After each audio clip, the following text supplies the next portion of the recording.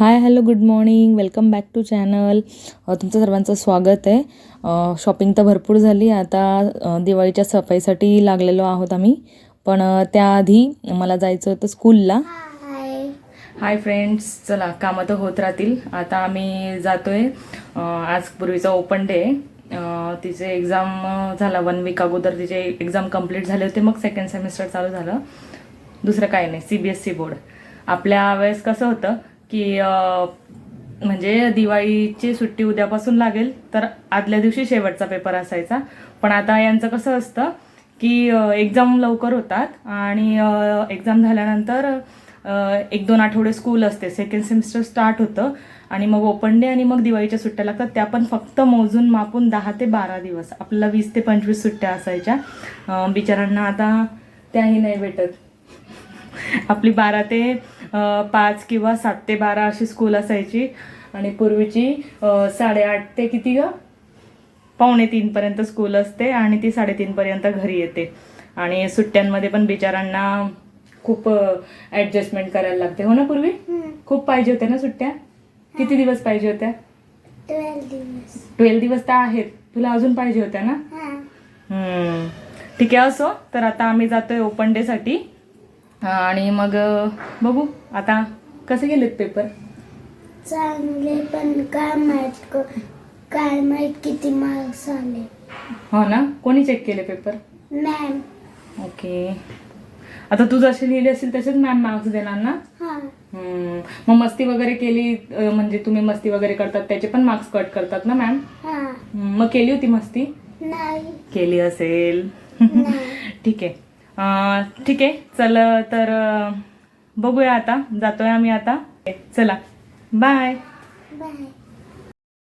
आलो आम्ही आता स्कूलला. तिच्या क्लासरूममध्ये आलो आणि पेपर वगैरे मॅमने दिले आणि मग ते चेक वगैरे करून घेतले. मॅमची म्हणजे दरवेळेसची एकच कंप्लेंट आहे पूर्वीची की मस्ती खूप आहे, तिला खूप गप्पा लागतात आणि रायटिंग थोडी स्लो आहे.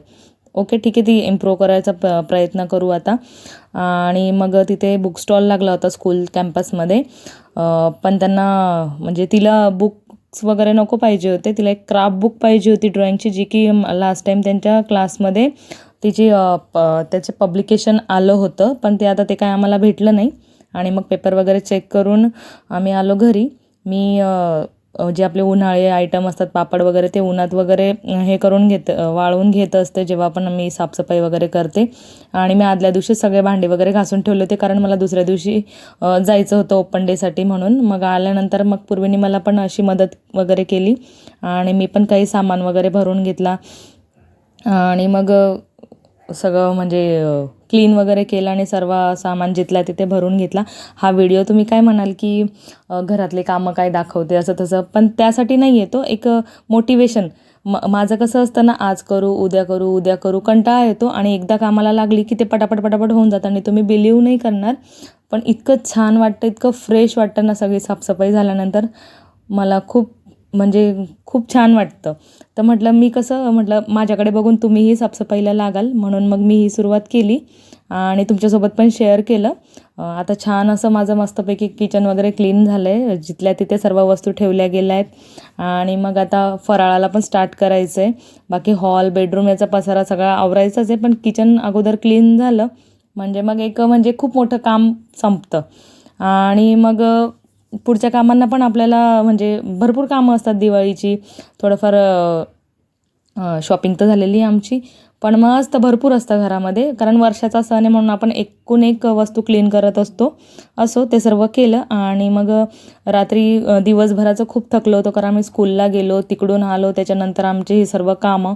आज झोप वगैरे पण नव्हती झाली, तिची पण झोप झाली नव्हती, कारण तिने मला हेल्प केली होती. आणि मग संध्याकाळी शॉर्टकट असा पर्याय आमच्याकडे असतो, तो म्हणजे खिचडीचा.